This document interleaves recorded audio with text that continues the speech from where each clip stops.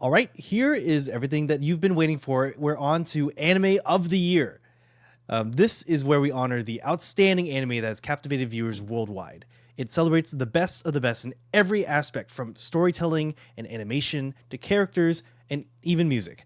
Join us in recognizing the excellence and artistry of the anime industry. Here are your nominees for Anime of the Year.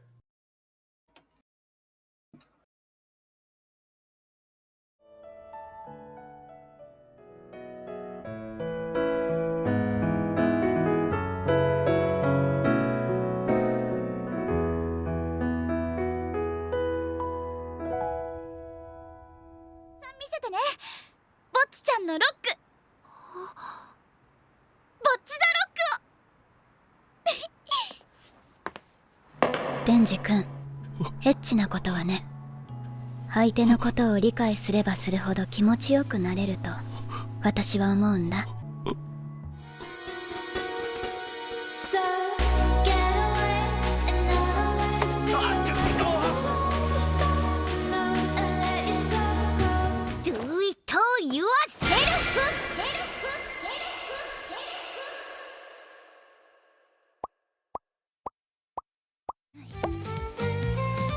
そういうことですよね。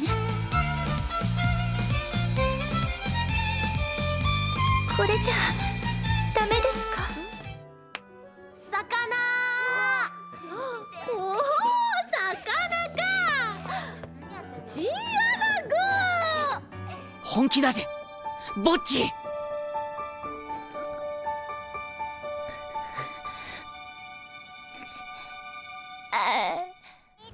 とにかく必殺スターキャッチアロ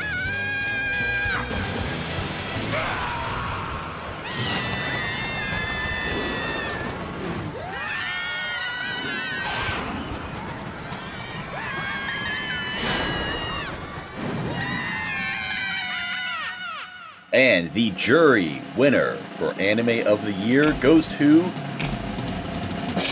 Yama no Susume Next Summit. And the public nominee for Anime of the Year goes to also Yamano. No, it's Bocchi the Rock. Joining us to talk about Anime of the Year, anime that aired in the past year, is Sinris Hello. and Mozilla Fennekin, or Lux. Tuturu. Tutu motherfuckers. Both from Tokyo Podfathers. I wasn't sure if swearing was allowed. Thank you. I actually don't know if it's allowed, so we'll see if that gets cut out. They recently rebranded from the R Anime Podcast, but they're still the same podcast that you know and love. Your banner still says the R Anime Podcast, but you paid money for that. So is that why you didn't change it? It's a nice banner. It was very expensive. It's a very nice banner. Also joining us is from the juror for Anime of the Year, Thalu. Howdy, howdy. Thalu is notable for asking Sean Chiplock, Taichi is a Kakarot. No, wait, no, he's. Excuse me, it was incel. Thank you.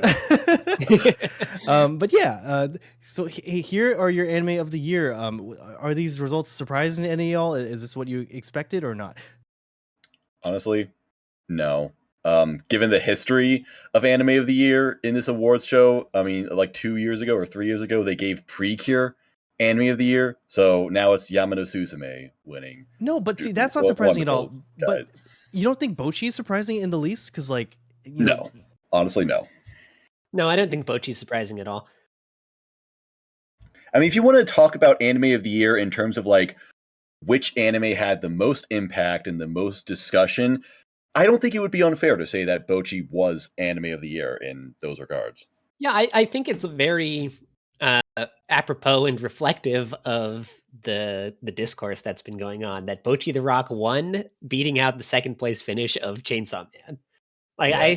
I've seen so many people like going nuts over the fact that like Bocchi got a higher MAL score than Chainsaw Man. Bocchi sold 10 times as many copies in Japan as Chainsaw Man. You know, that's like, that is like the big story in Anime of the Year. And why do you think that is? What exactly about Bocchi makes it such a phenomenon? That's a good question, I guess. I guess it's because it's a relatable series, but the way it presents itself is so unique that it hits on those relatable points much more strongly than I think its contemporaries would. Yeah, I think something that I've come to appreciate a lot is shows where you can tell that the people creating it get it. And in the case of Bochi the Rock, I mean that both in the case of like the depiction of her anxiety and everything, but also in their depiction of, like the punk music scene and everything. It's very clearly not just another one of these niche hobby shows, as I like to call them, about a girl who plays the guitar. It's very clear that the people making it know this music scene. They love it. They know all the different sorts of people you get in there. Characters like Rio, who I think most will agree is the standout character from the show, feels Mhm. like the real kinds of people that you meet in these kinds of circles. And I mean, not only does it really show off the love of like the music scene and the knowledge behind that, but also just you can tell that the animators most likely loved working on this just because of for me it's really like the mixed media aspect, the kind of times where it just like randomly goes into like real life, and then like there was like a blender scene. Yeah, Was absolutely. what was the variety a factor in?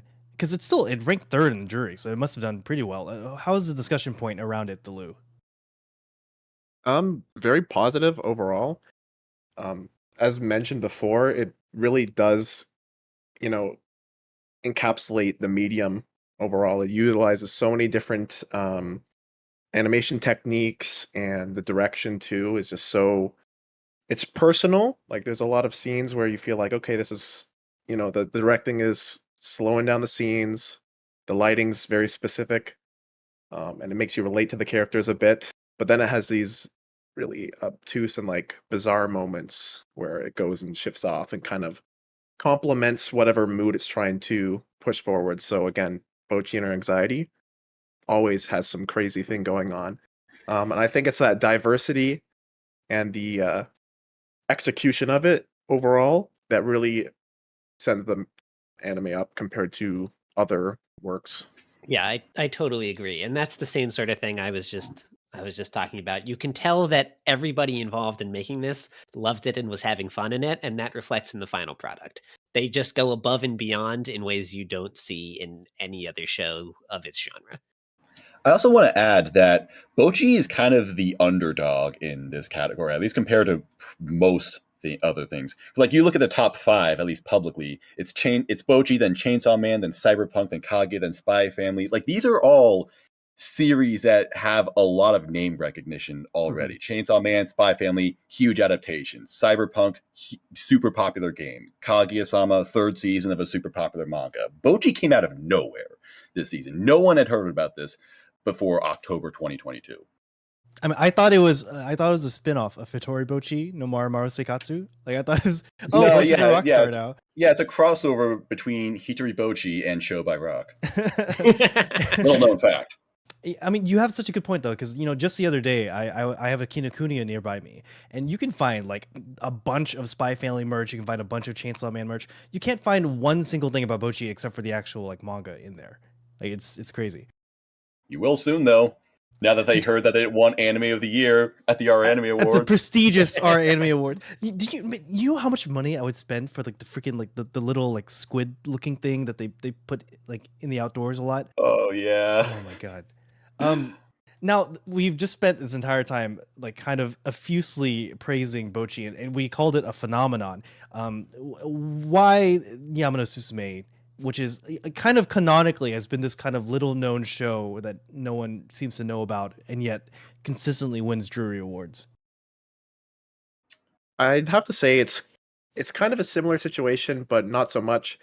Um, the thing about Bochi is that you have a lot of very passionate individuals. So the director, um, Keiichiro Saito, also did Sunny Boy's episode of the year basically last year, which was number 8. Oh, So far very out. very standout episode, and this I believe was their director debut for a TV series. So very big moment for them. So I'm glad this was a huge success. But it attracted a lot of people, especially because I believe it was Cloverworks that did this. Yes, Yes. it was So Cloverworks. they're, Wonder Eggs. Everyone around those projects were attracting a lot of attention. So it's kind of like this industry event of sorts, some would say. That's very similar for Yamano Susume, and I think that's extra special this season because it's essentially its last one. So you see a lot of very, very talented animators return to the series to kind of help finish it off. And especially because it's gone from a short format to a full-length TV format. The first season is basically 5-minute episodes, and now at this point, you get actual full-length ones.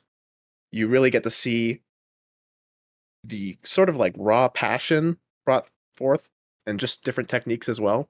So while Bochi will have, I'd say Bochi is a fairly consistent looking show outside of the moments where it goes crazy with the anxiety and stuff like that. Whereas Yamano Susume, almost every other episode is a completely different, similar but different character design. And that's just the raw talent coming through from all the different industry members showing up. So you'll have highlight episodes. Episode number 7. I can say highlight episodes, but basically because it's there's only 8 proper episodes in the season, and each one has a different episode director, animation director on it. They're all so distinct and have so much just passion put into them. It's hard to say which one's the best, but yeah, for me, it's like a industry event. So I think they're kind of comparable in that sense, and the fact that it's the last one makes it even more special. Now, taking a look at these nominees, are there any of these Sinners and Mods that you are kind of surprised to see here? For me personally, I honestly think like Lico Rico was, like, it's fine, like it's a good show, but even people who like the show, they'd say that it's mainly carried on by the relationship between Chisato and Takina, Sakana, and the plot is okay, the side characters are okay. I mean, you have an episode saying it's like the perfect 7 out of 10. Yeah. We were big fans of Licorice Recoil on our podcast, so I'm not really surprised to see that one here. It's actually like I do think it's the perfect ideal 7 out of 10.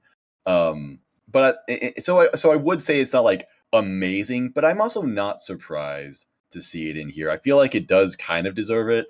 I don't know. I just respect it because it's a well-made show. It's just a well-polished anime. If I'm going to think of anime that came out in 2022, I am going to think about Licorice Recoil, even if it's not my favorite, just because it's like, I don't know, it just stands out so well. Mm-hmm. It also did the always elusive feat of being an ambitious original anime that stuck the landing. Yeah, that helps too. For me, the big one that was surprising to me to see on here was Akebi's sailor uniform, because I watched that show and I am shocked to learn that it would have left much of an impression on anybody, to be quite honest. I didn't even dislike it. I thought it was an enjoyable watch, but I don't know, it didn't seem like anything that people would latch onto to this degree. Thalu, would you mind explaining that? I mean, for one, it's a gorgeous show. It is very pretty. That is true. Yep. That's again, I guess there's like a side of it where if you were to look at, say, the placement in, I guess, the overall public rankings, not here, but just in general, like voting and stuff, probably wouldn't end up very high. That's why we're here. But I think there's just the way it executes its kind of setting and everything. The presentation is always on point. You really can get attached to Akebi and her passion and just the sort of overly positive exterior she has and everything she influences. Every episode has a different character it focuses on and how she's able to motivate them to do things and stuff like that. As for why it got into our rankings, I think a part of it is just having some very passionate jurors who were overly fond of it, in addition to it just being a really good-looking show for the most part. Or just the right Um, amount of fondness, subjective and all that. yeah, exactly. Like, there's no real preference, like genre-wise or anything, for the jury most of the time. This year especially was super, super strong, uh, especially in the fall season. You had some of the most stacked productions, so stacked that they're impacting shows this season and in the next year, as you've seen all the delays. Just so many people, so many talented individuals working on all these shows. And Akebi was also Cloverworks, so they seem to have drawn in a lot of very talented individuals. But yeah, I think a lot of it is just, again, execution. There were some other nominees that were quite close. I'm sure they'll be brought up, like Mob Psycho was probably right next in line for this one. Hmm. Um, Hmm. but yeah, I think just in general, people enjoyed. I'd say for me, it's kind of like you said with Licorice, kind of like a 7 out of 10 range, which is still very good. And I don't think it really doesn't deserve to be here.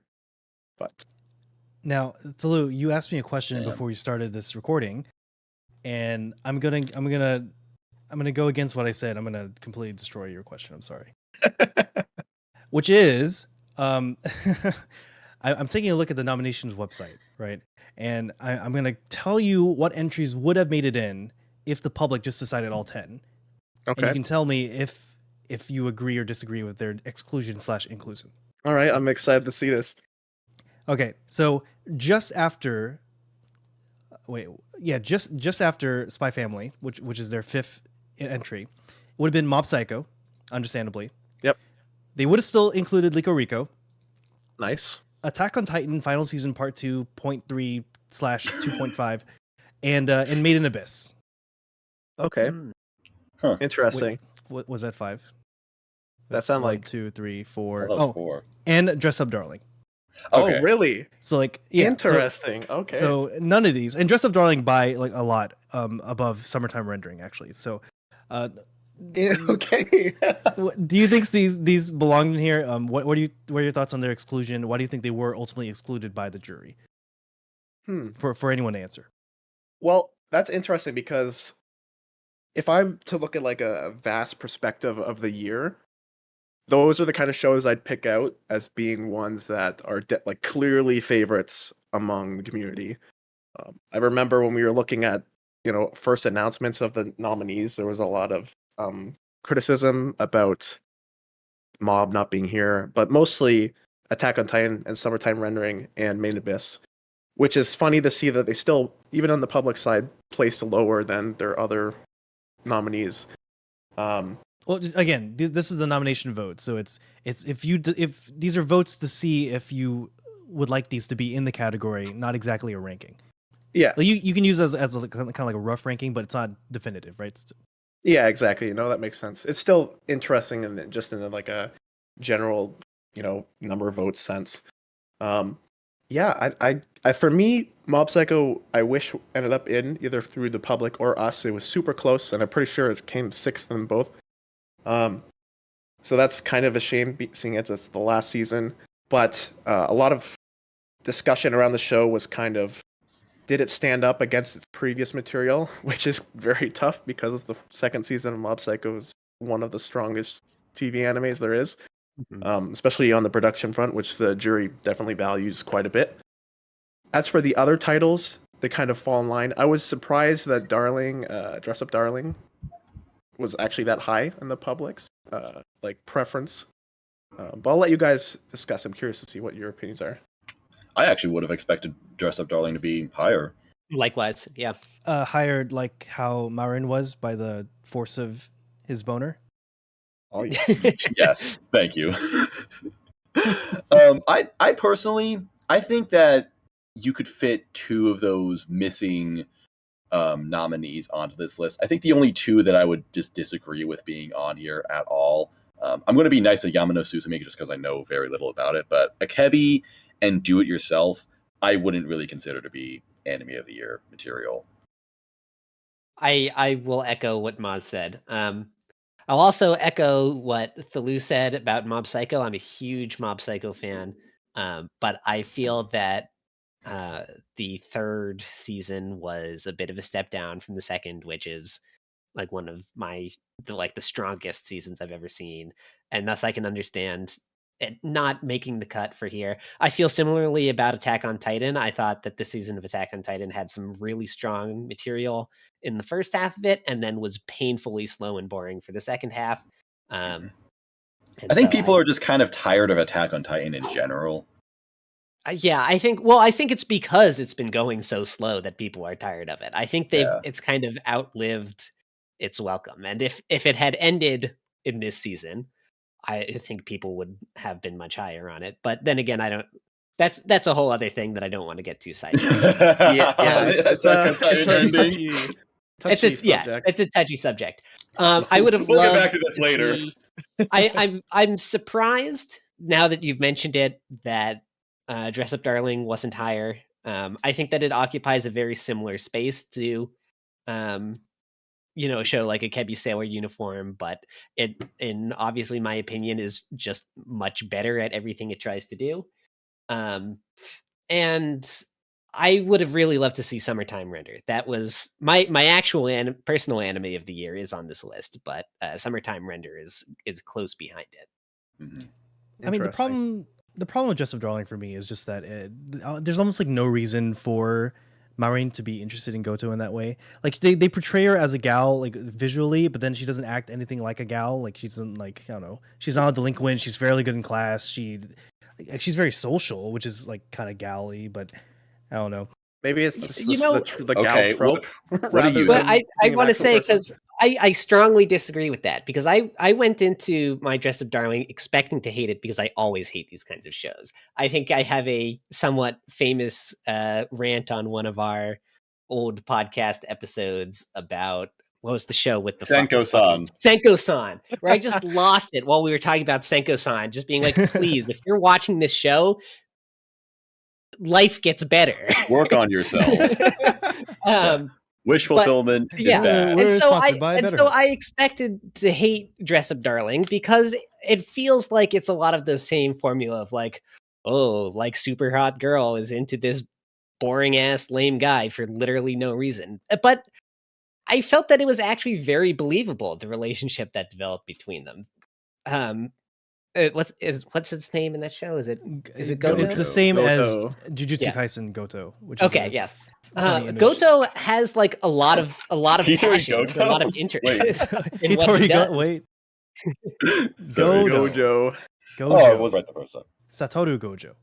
But I just felt like it was believable that these two people who are both very passionate about something, and it's similar to what I was saying about Bocchi. You can tell that the people making that show are very passionate about cosplay. I can see how two people who share that interest and that passion for their hobbies would connect on the level that they did. I think it definitely toes a line for some people in that regard.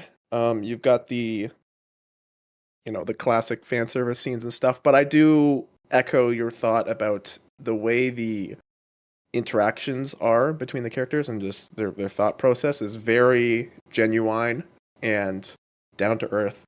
Gives the time for people to, if some weird situation happens, they get their chance to respond and be like, this is actually what I meant. So I really appreciated that, and it felt like it wasn't a super slow transition, but also wasn't super fast for these feelings to develop. Mhm. And even things like, I can't remember what episode it was, but just like Gojo overworking himself because he had a misunderstanding, and Marin had a moment where she's like, oh my god, I didn't know you were doing that, you shouldn't have, things like that where it's like they're actually thinking about each other. Really appreciate those. So that's what kind of elevated it for me. I agree.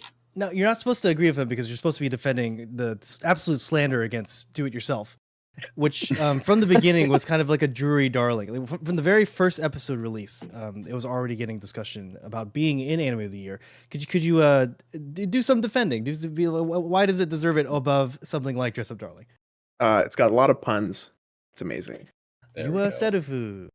I guess it's a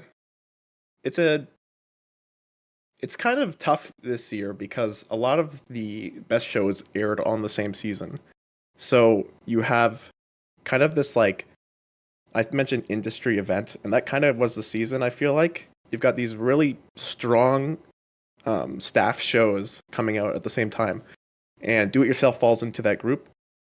Um, the general execution of such a niche show is something I really appreciate.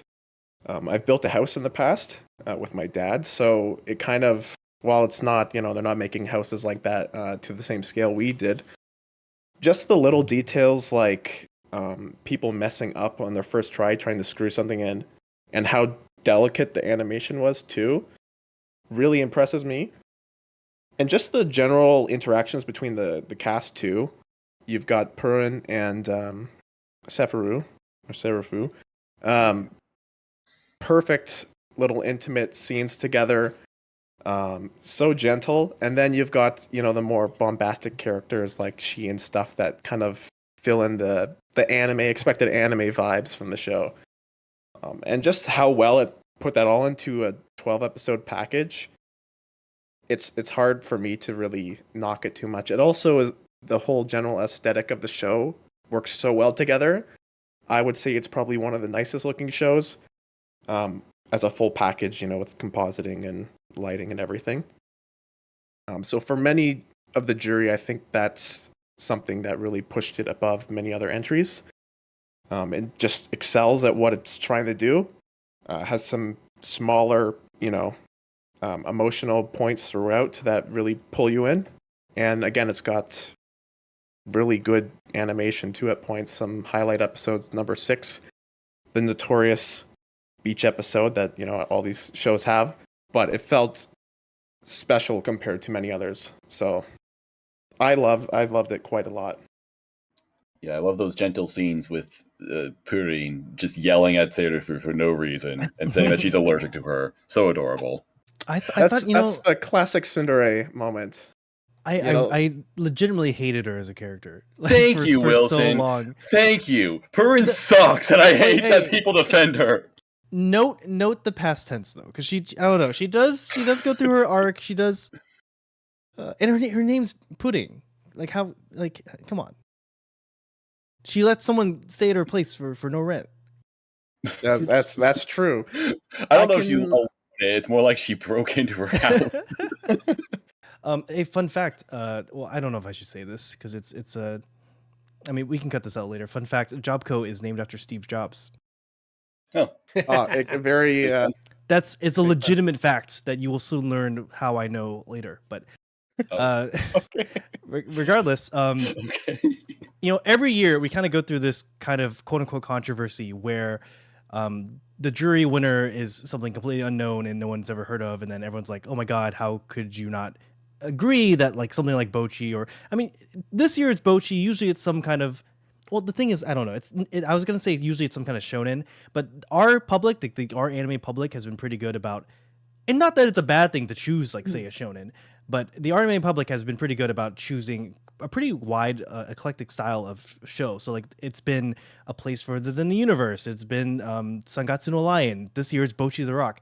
But what I'm getting here with this is just that it just seems to be a difference in values when it comes to looking at exactly what to rank. So like on the jury side, it's a lot about, just as you heard Delu say, interesting visuals and kind of technical ability. And I think on the public side, it's really a lot about like feeling and story, right? So like Bocchi is very relatable. It looks amazing on top of that. If you take a look at like Kaguya is like the like main climax of the series. Like it's like what everything has been going towards.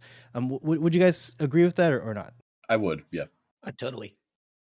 I think I don't want to. I'll just call it the public.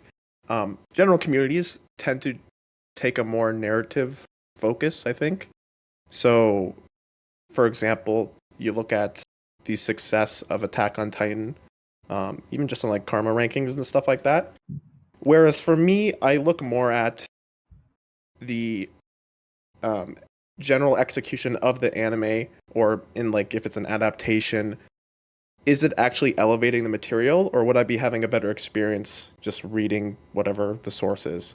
So, for example, while I don't think Bocchi is a bad series, I would immediately pick the anime over the manga, in any situation. Whereas Attack on Titan, especially the newest season, I don't think a lot of the elements came together well enough. In addition to all the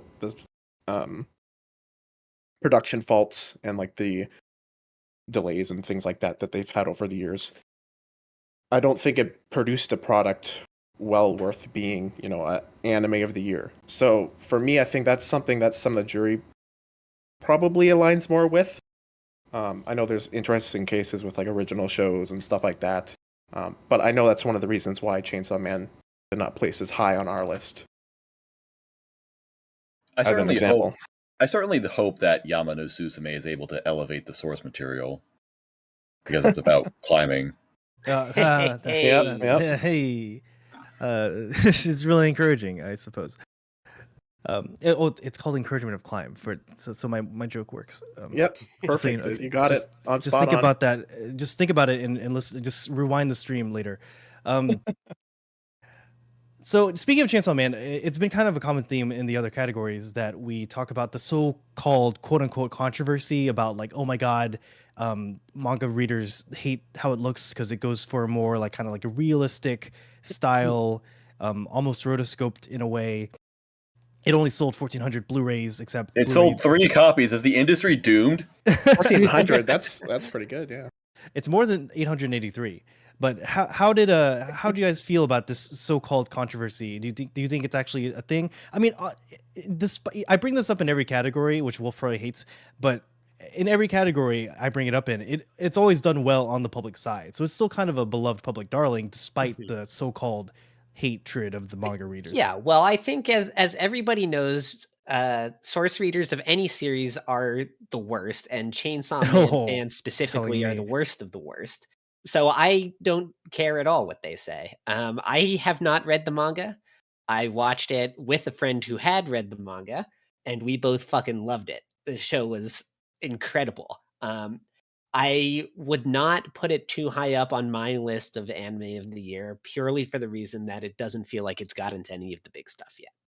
But I have basically no complaints about the show itself. I have not read.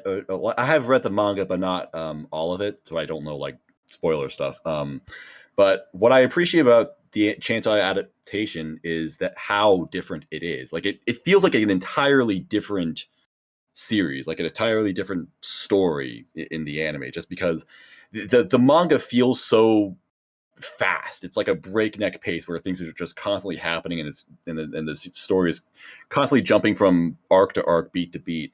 And the anime, you'll get like 1 or 2 chapters into one episode, which won't have a whole lot happening. So that really, really slow pace just gives it a totally different feeling.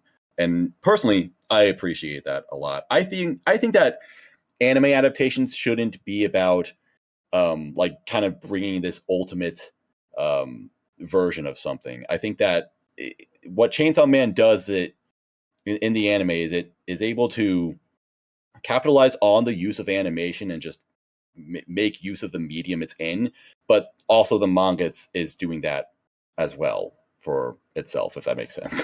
Like you can read it or watch it in each medium and still get something out of it. So one doesn't invalidate the other. Exactly. That's what I think are the best adaptations. I don't like it when I watch an anime and then people are just like, oh yeah, you can just ignore the manga. It's like, whatever.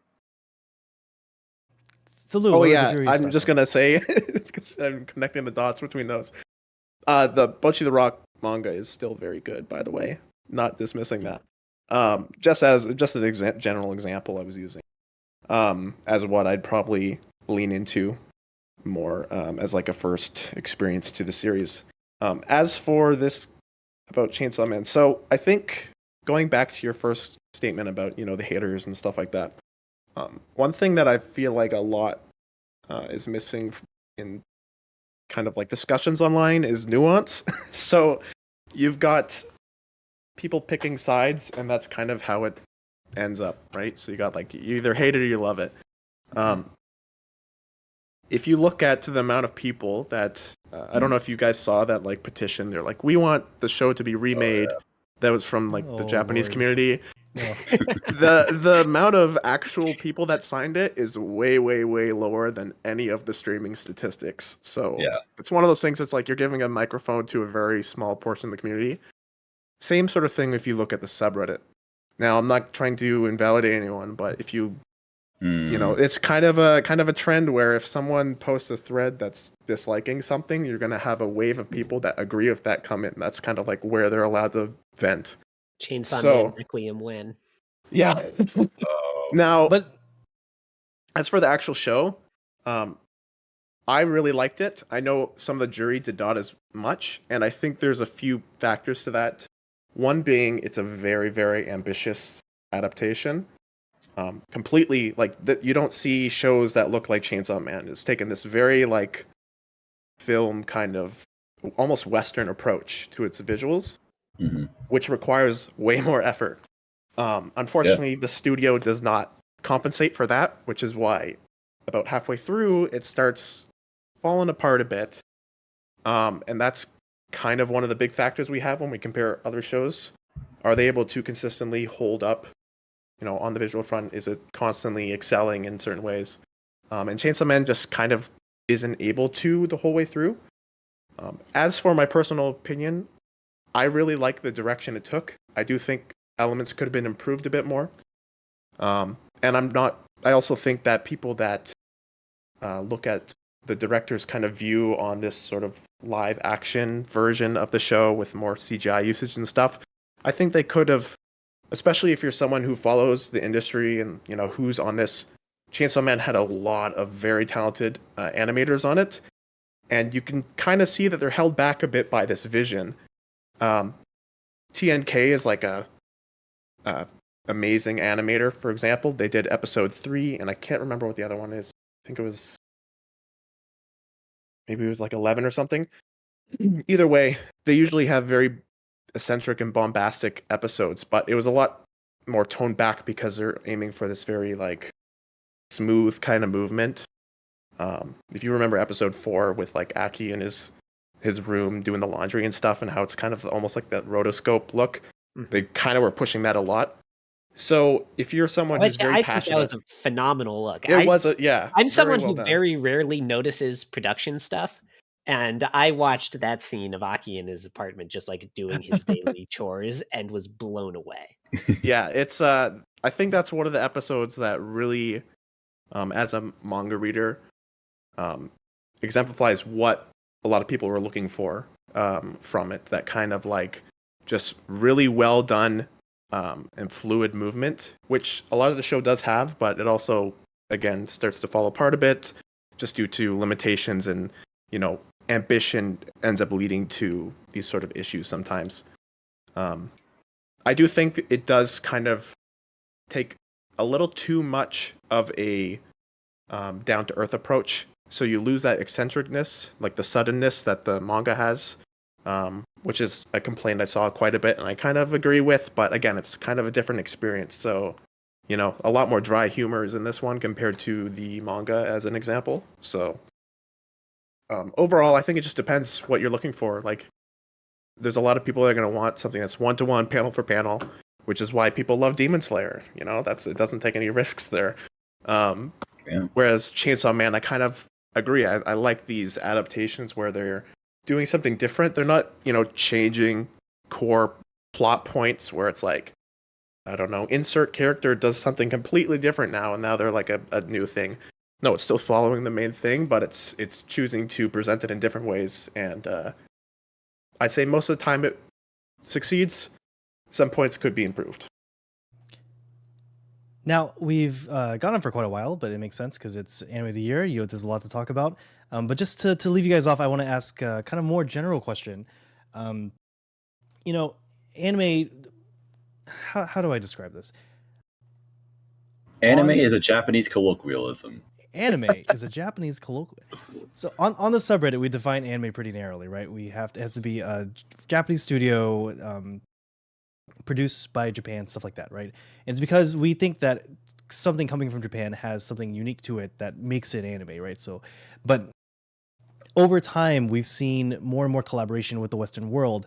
In 2019, there was Carol and Tuesday, which is Watanabe, and a lot of like Western artists, and there's been like Tower of God. There's been all sorts of stuff like that, and culminating in what I want to talk about, which is Cyberpunk, which is Trigger doing an adaptation of like a Western like video game, so not even like a manga or a novel or anything.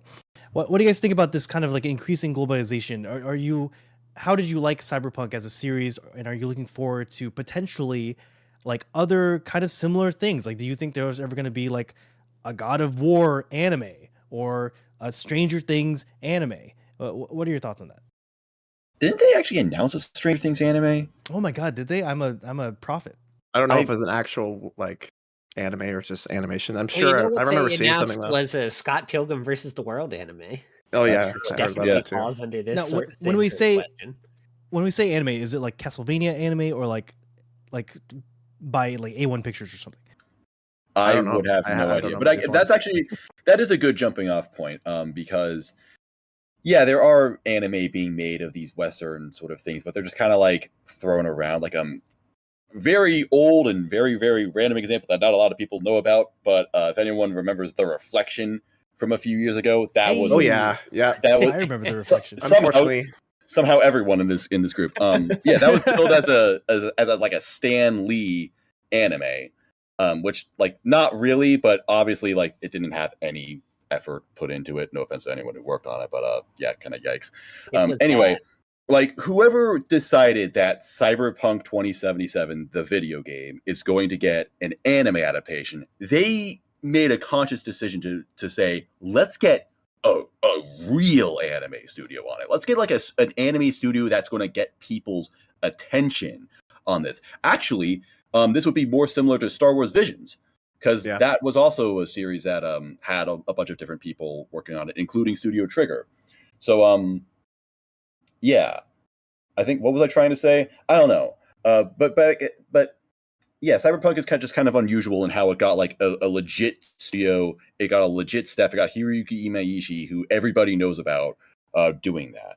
And yeah, it's something that you don't see a lot of, and maybe it would incentivize others to do so, because this ended up being a huge success for the entire brand. Yeah, I think I don't know. When I draw a distinction between anime and sparkling cartoons, if you will, uh, it's a very instinctive thing. You know, I feel pretty strongly that Castlevania, which is a fantastic series, by the way, if people haven't watched that, the Netflix Castlevania is so good. But I feel very strongly that it's not anime, and I couldn't really tell you a super great reason for why that is, but I think the biggest factor is just the Japanese based production. And then people will get into, oh well, the Japanese studios all outsource their things to like companies in Korea anyway, and it's those same companies are also doing like the American animation that you see from everything from Netflix to like Cartoon Network. So where's the difference? I don't know. It's a feeling thing. That's really all I can say. Yeah, I kind of agree. I think there's everything applies: aesthetic, who's working on it, where it's being produced. For me, I think most of it just comes from where it's being produced and what the majority of people working on it, um, if they're come from Japan or whatever. Um, in the Cyberpunk's case, I'm pretty sure it's just like the IP that's not like that was CDPR that did that. Um, so it still to me falls under the anime, criteria. I don't really think that's going to change too much. I do feel like there should be at least some sort of like designating factor, because then everything kind of melds together and you don't have like the I guess like microscopic view on the differences, if that makes sense. Mm-hmm. As for IPs, I remember some discussions before the awards and then kind of during the awards. People a bit disappointed that Trigger, which is known for their originals, decided to hop onto this IP. And while the final product is really good, I felt it is kind of a weird feeling. I don't know if I'd want to see it as much. I'm sure you're going to see lots and lots of more of these sort of IP, like established brands getting animes. They're actually anime. Very similar to the remakes. You're seeing loads of remakes now. It's just how the industry goes. All these whatever can get them money, they'll do. And especially as anime gains in like cultural power in the West, you'll see Western media franchises want to do anime tie-ins. Yeah, exactly. Now this next discussion point is a little monka, and I don't even know if it'll make it in. But how do you feel about how do you feel about the kind of stories that have been arising about the production of Cyberpunk, where apparently the Netflix people wanted to make some changes, like they during the production phase they didn't like Rebecca as a character because she was like a lolly, but then Imaishi or someone from the production was like, no, so there's a quote here. I don't think it's a real quote, but it says the lolly must stay. I have seen this story, and first off, I have to say that anybody who perceives Rebecca as a lolly is a dumbass. Yeah. Like she's Yeah. very clearly an adult. She's just Yeah. short.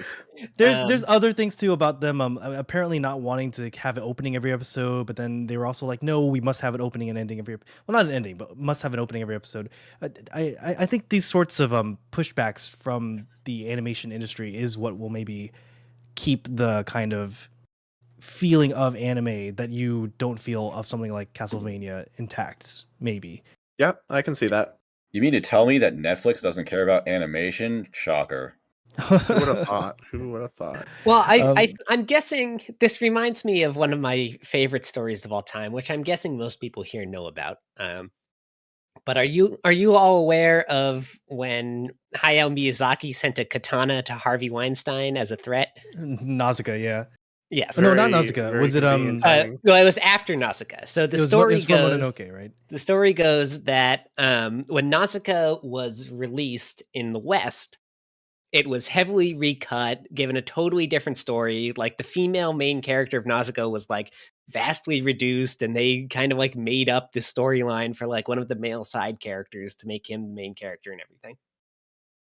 And obviously, Miyazaki and Ghibli hated that happened. It like completely ruined their movie.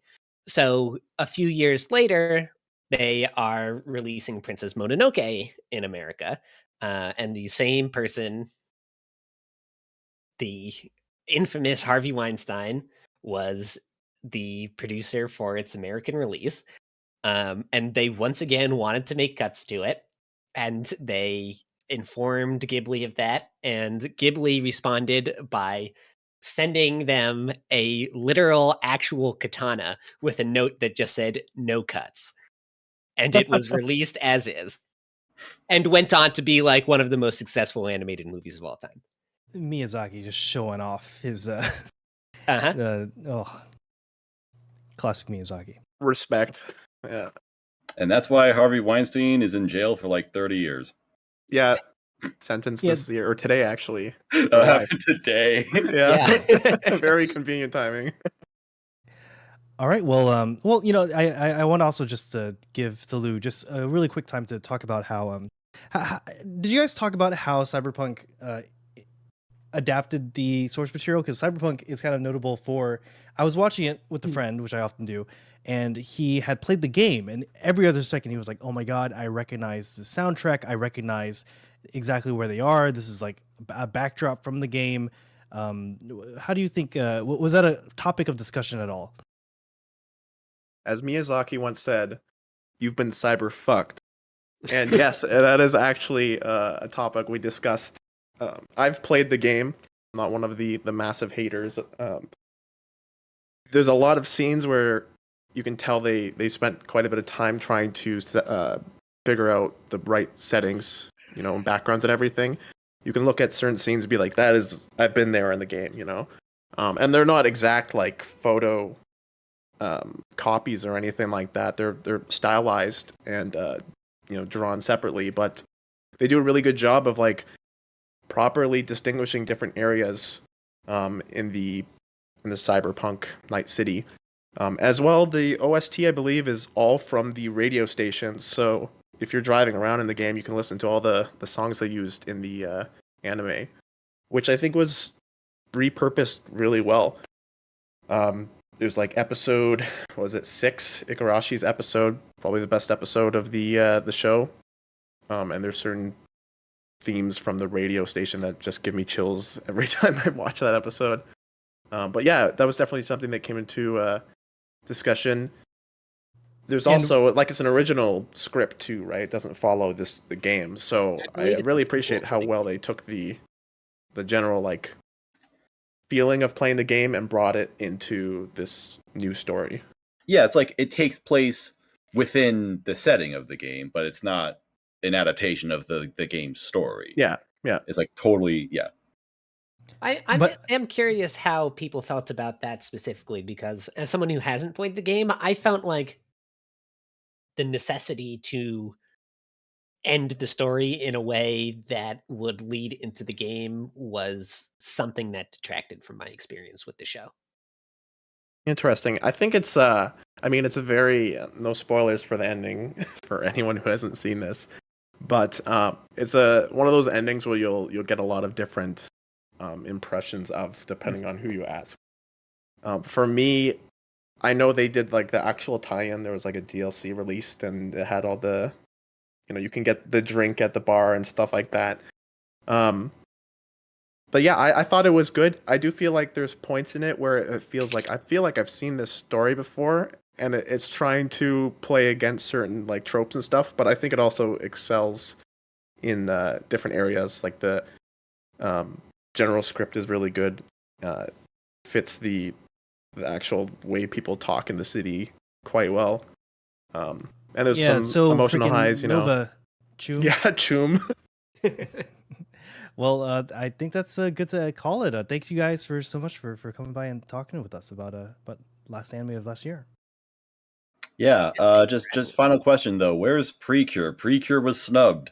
Where's Precure? Yeah, you guys are the Precure people. You love Precure Precure. anime of the year. We discussed that this year, and unfortunately, recent entries have not been as great. However, I recommend the new one. It seems pretty good. Wow, Precure washed. Wow. So you, Ratio's also, by one Yamato last thing, Suzume. as I think it's literally the only show on the list of nominees we didn't mention at all.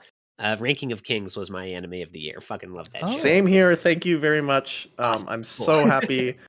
I know it was very a hot topic in the community, but I think there's a lot of people that need to step back a bit, look at the big picture. What is the show really pushing for? It's this super duper positive show, very motivating and absolutely gorgeous.